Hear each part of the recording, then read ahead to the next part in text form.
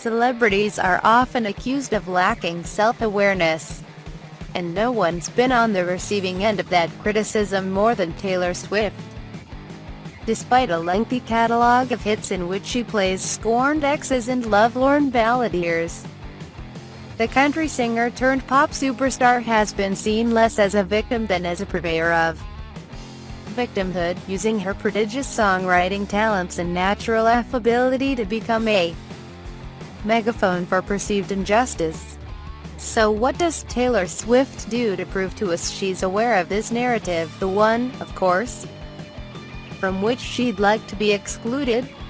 Release a music video for her new single, "Look What You Made Me Do," that's practically boiling over with meta-commentary and self-referential detail, from an ongoing visual snake motif to a tombstone that literally reads, Taylor Swift's reputation. Yes, it's painfully on the nose.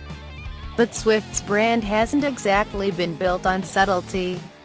"Look What You Made Me Do," or LWYMMD, as its Twitter hashtag dictates, is well on its way to smashing streaming records. But the song hasn't been as well received by critics, continuing in the tradition of her last album, 1989. Which marked Swift's official evolution into pop music behemoth.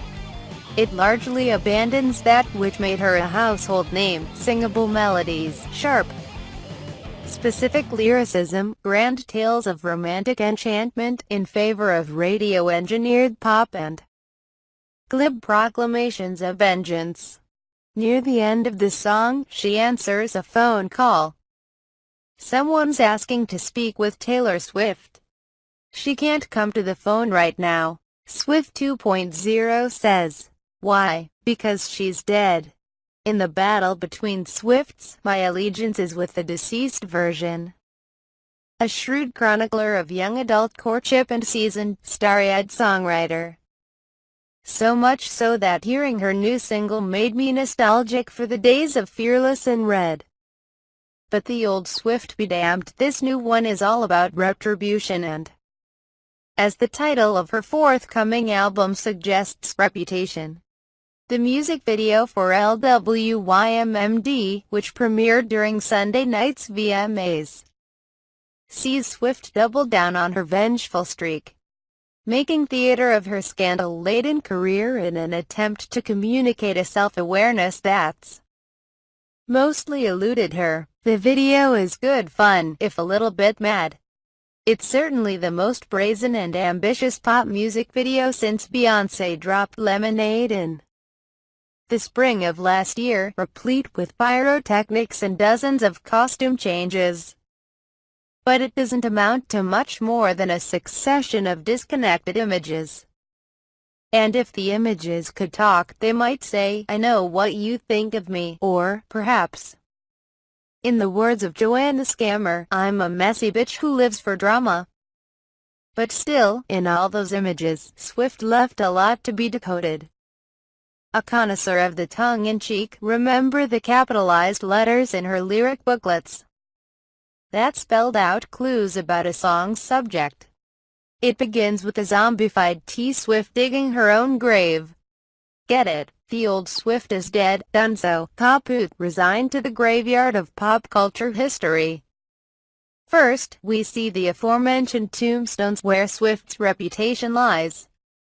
But also a second one, reading Nils Schuberg, the pseudonym Swift used as a co-writer on her ex-boyfriend Calvin Harris' song "This Is What You Came For," a collaboration widely assumed to have contributed to their breakup. Swift's writing credit was supposed to be kept secret, but when her team revealed that she had, in fact, written the Harris-Rihanna hit, her ex went on a tweet storm about how Swift was looking for someone new to try and bury. So she buried the fictitious Mr. Schuberg.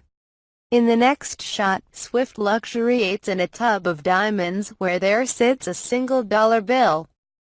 A possible reference to the symbolic dollar she earned in last month's sexual assault case against the radio DJ who groped her in 2013.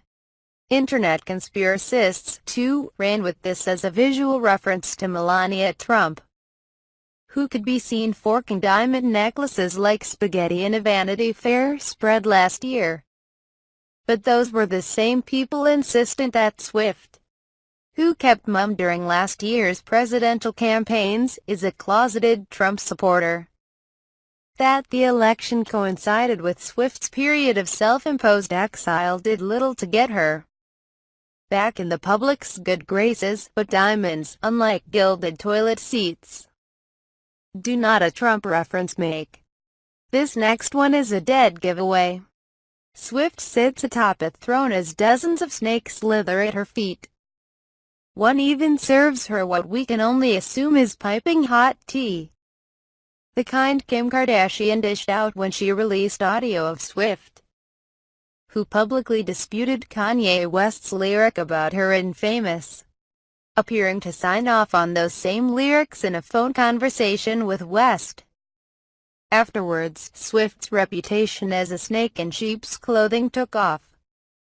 Kardashian helped further that image by tweeting a bunch of snake emojis on International Snake Day. More than a year later, it seems Swift's ready to embrace the title. Ahead of the single's release, she dropped cryptic reptilian teaser videos. And now, the snake has shed her skin. There's also an inscription on Swift's gold throne that reads, "Et tu, Brute," the Latin phrase used in William Shakespeare's Julius Caesar when Caesar is being assassinated by his friend Brutus. It's a far cry from the Swift of yesteryear, whose Shakespeare references were more Romeo and Juliet than Julius Caesar. But she's dead, remember? It was at the 2016 Grammys, when 1989 beat Kendrick Lamar's To Pimp a Butterfly 4 album of the year, that Swift first began to truly test the public's patience. That was also where she publicly rebuked West's lyric about her in her acceptance speech. So in the next shot, as the chorus begins, Swift rams a shiny gold car into a storefront where paparazzi are lurking. She opens the door, a cheetah in tow, to show off none other than her Grammy Award. She proceeds to display and caress it in one of the video's most bewildering moments. Swift's love of cats is well documented. Here, she's surrounded by stacks of cash and a girl squad of masked felines, wielding a baseball bat and a sweater that says, "Blind for Love." In the next scene, the masked marauders can be seen robbing a music streaming company. Swift, if you remember, boycotted Spotify for years due to its dismal compensation of artists. She also wrote an open letter to Apple Music in 2014 arguing on behalf of increased artists' compensation, and then took to Tumblr in June 2015, blasting Apple's decision to give users 3-month free trials. And now she's back to rob them, cat imagery to boot. Swift first assembled her girl squad in the music video for Bad Blood, supposedly a shot at rival Katy Perry. She then spent her 1989 world tour parading her besties around in different cities, throwing parties for her supermodel coterie and bringing them to red carpets. This didn't work out great for Swift, adding to the perception that she surrounds herself only with similarly alpine Aryan beauties such as Karlie Kloss, Martha Hunt and Gigi Hadid. But she knows you think that, alright. So here's a factory of fembots united like the sentient hosts of Westworld. Swift stands before them in leather and latex, the ringleader of scorned girl squads the world over. This next still made waves for its apparent resemblance to a shot from Beyoncé's Formation video, but the real hidden gem is the backup dancers' belly shirts, which read, "I Heart TS."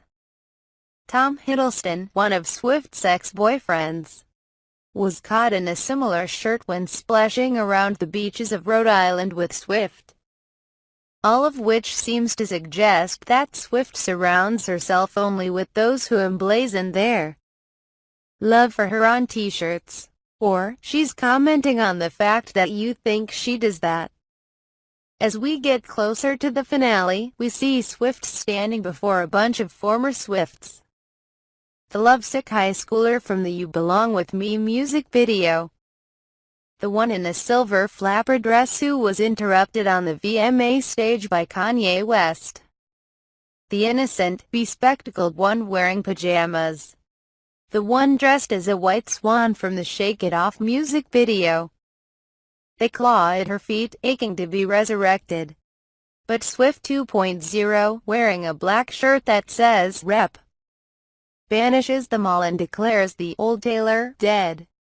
This segues into the video's utterly cringeworthy dance break, which, for all I know, is more Swift meta commentary on how bad of a dancer everyone thinks she is, and, ahem, reputation corroborated by all the times awards show cameras have panned awkwardly to Swift in the audience during a performance, writhing around like the inflatable tube men at gas stations. Finally, the Swifts, both old and new, assemble before an airplane, where the word reputation appears again. Here, Swift on Swift reaches its thematic apex. Zombie Swift tells You Belong With Me Swift to stop making that surprised face. It's so annoying. White Swan Swift adds, you can't possibly be that surprised all the time. Top Hat Swift tells Cowboy Boots Swift that she's so fake. Cowboy Boots Swift bursts into tears. There she goes, playing the victim again, responds another Swift wearing spike leather. Leopard-clad Swift holds up her phone and announces she's getting receipts and that she'll edit them, too, a reference to Swift's belief that Kardashian artfully edited that incriminating audio of her. And finally, 2009 VMA's Swift, holding her Moonman, announces she would very much like to be excluded from this narrative. And with that, as old Swifts expire and a new one is born, the narrative lives to see another day.